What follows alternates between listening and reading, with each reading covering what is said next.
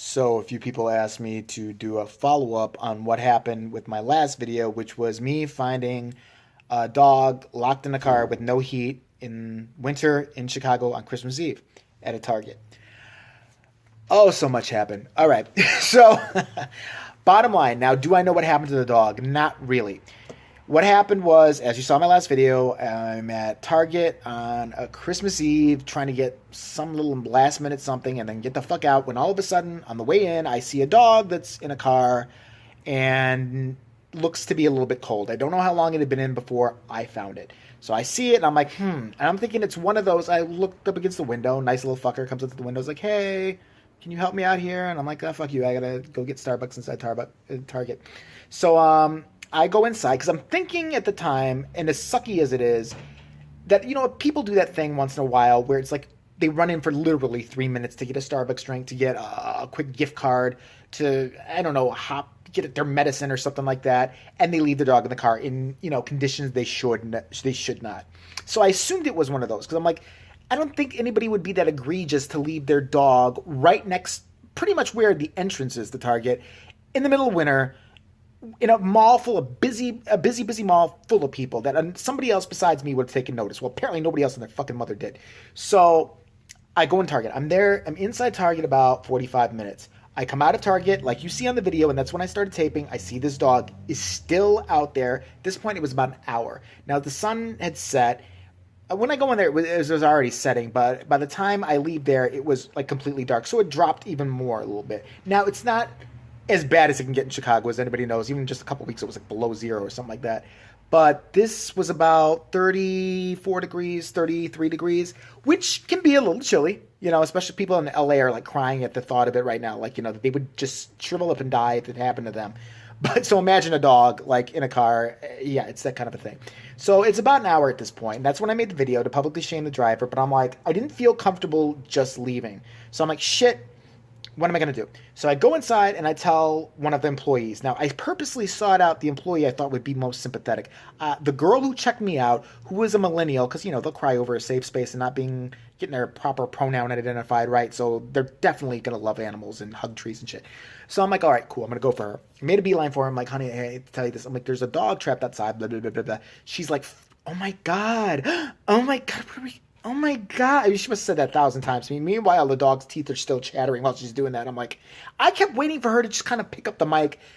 I showed her right there and then. I'm like, look, I got the license plate on my phone here. Here it is. I show her the car. I show her the license plate. She goes, oh my God. Oh, you don't even understand. Thank you so much for noticing that. Thank you. Oh my God. Yeah. Oh my God. It's all she kept saying. I'm like, I think you'd pick up, fucking intercom and say, hey, asshole with license plate 242 pussy droppings. Can you go get that fucking dog out of the car because you're a fucking dick? By the way, Merry Christmas. Thanks for shopping at Target. No, it didn't happen. And then she's like, I really can't. She must have read my mind or the glare in my fucking eyes. And she's like, I really can't just call out about this license plate for this reason. I don't know if that's true or not. I never worked at a Target. Never been a Target team member. I don't know. So she's like, listen, why don't you go over to the customer complaint department or whatever it is and tell one of them and they'll be able to direct you to somebody who can help you. So I'm like, okay, more time for me to spend. Great. So I go over there and right away I'm in front of like two Mexicans who are like, they've had it. They want to go home. They want to beat a piñata, have fucking, candy canes fall out of it, and then, go sing ay, ay, ay at church and have a Feliz Navidad. So I'm like, and they've had it with the customers in front of them who've got a bundles full of shit, of course, like they always do, and probably shit that wasn't even bought at that store, but they want to pretend it was so they can get the money and go buy crack. And so I'm standing out there like, great, I don't want to fucking wait in line for fucking refunds or receipt or customer service. I just want to tell these people about this poor dog. So I make a beeline. I just cut people off. And I go right to this other dude who's not doing shit. I was like, hey, yo soy mi friend, amigo. La dog in la, donde está Makina, L-U, helpo? I don't speak Spanish. I don't speak a word of Spanish. So he looks at me and goes, why are you talking to me like that? I'm a fucking citizen, you asshole, you. And I'm like, oh, sorry. Okay, that didn't happen. I was like, hey, dude, can you help me out? I'm like, dog, cart, freezing, doggy popsicle soon. Can you help me? And we know like doggy popsicle. And so he's like, yeah, okay. And he calls some girl on the phone, and she comes over in a red sweater, all festive, like, hi, how can I help you? and she got a little walkie-talkie, and I'm thinking she's a manager. And I think she said she was a manager. She gave me her name, forgot it. I want to say it's Adele. I mean, it's not Adele, but it sounded like the singer Adele. It sounded like Adele. And I mean, it wasn't actually her. She didn't like go say hello from the other side, or start singing "Rolling in the Deep," and me going, "What are you doing right now? Something's dying outside." So I go to her and I'm like, "Okay, dog in car. Here's the lights." I'm going through the whole spiel. I show her my phone, and she nods, takes a picture of it, and goes, "Yeah, that's horrible. Yeah, okay, I'm gonna see what I can do about it. Thank you so much for noticing." I'm like, did they write a script in case this ever happens? Did customer complains about dog or baby freezing in car? Say, thank you so much for noticing. Go about your business. Ignore customer. No, the first girl was actually sweet. This girl was trying to be sweet, but I could see she was busy, and I understand. It's Christmas Eve. It's Target. She don't want to be there either. I understand it. I understand it logically, but I'm frustrated. So she goes off, and I don't know, she went to go stare at clothes or something like that. So I'm like, fuck.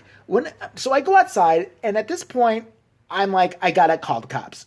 I don't want to call the cops because, I'm thinking, I'm from Chicago. I call Chicago cops.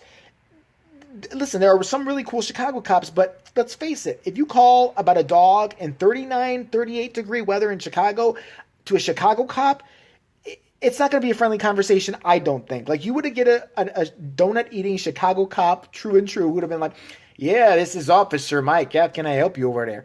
"Oh, by the Target? Yeah, what's going on? Is somebody killing somebody or something like that? Because I just investigated 80 fucking homicides today." "Oh, there's a doggy trapped in a car." "Oh, yeah. Well, is it in the car? All right, nobody's dismembered it or anything?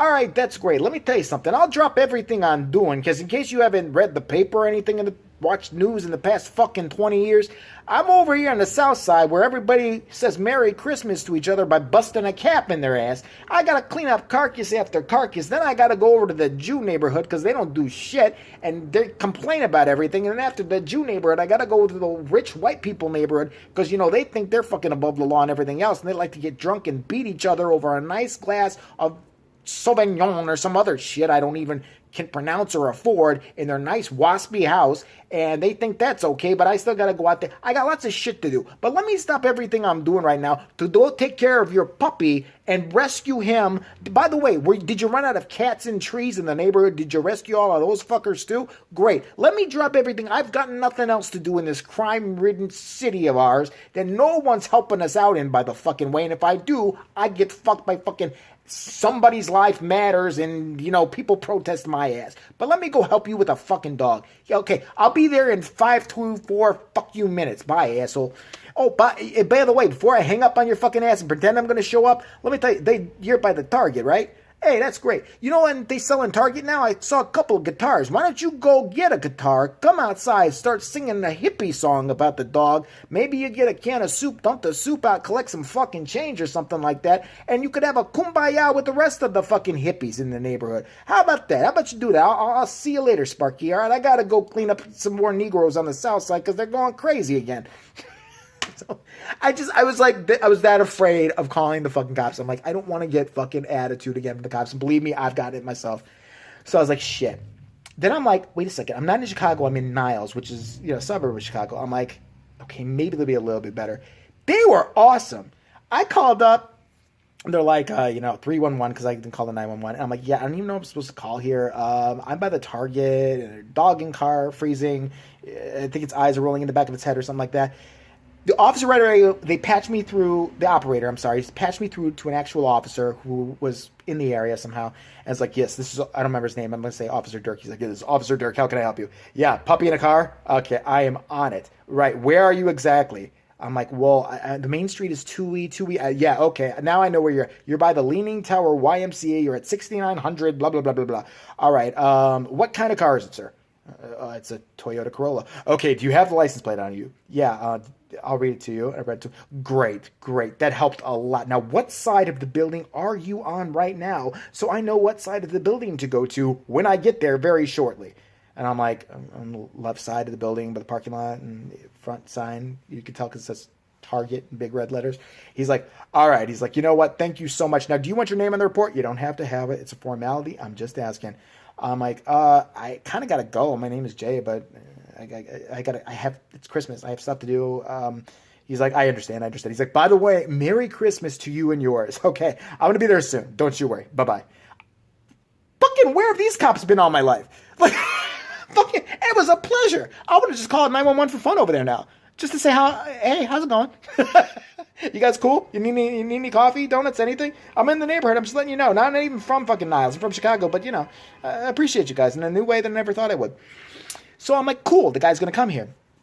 I go back in to tell the millennial, and she's like, oh, yay. And, she's like, oh, I'm so worried. And I'm like, listen, I'm going to go outside to see if they get here. So I come outside right in time to see the cop do a circle. And I did one or two circles, but there's no way I could wave the guy down. This parking lot is huge. And I'm like, doing this shit.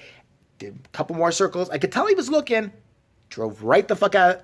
Didn't even go by the area where the dog was. And it's right by the front and it's right on the side. It's not that hard to see that, whatever. He didn't go there.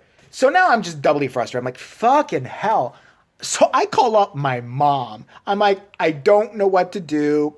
Dog, popsicle in car, freezing, doesn't, I don't even know if it's alive. I'll poke it with a stick if I could get through the fucking glass. She's like, look, send me the picture that you have of the car and the license plate. And so there's two of us calling and maybe something will happen. I'm like, okay, sweet. I gotta go. I just had at this point. So I go back into Target, go to the Miss Millennial, and I'm like, look, the cops are probably going to come back here. Do you have that? Take a picture of my cell phone or get it from your friend over there who pretended she cared for 5 seconds. And she's like, oh yeah, definitely, I'll do that. She's like, as long as you send the cops in here, we can actually show them where to go. She actually walked out with me this time, saw where the car was, and it's like, okay, I will tell them. And I do believe that she did.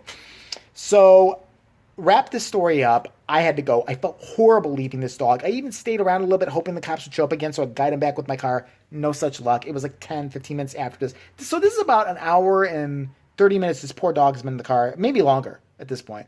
Close to 2 hours probably, hour 30, hour. This went on a while.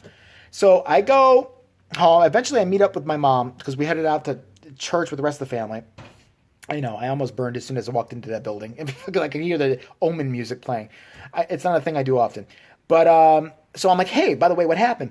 And she goes, I'm like, did they get the dog out? She's like, oh, they found the dog and looked at it, but yeah, they don't know. I'm like, what? She's like, yeah, apparently they have guidelines to go by the Aspca, which is the asshole stupid people association of America, apparently now, in my opinion. I thought they were there to protect animals. They told the cops did go there. They looked in at the dog to make sure it was shivering or something. I don't know. Saw that it had a healthy coat.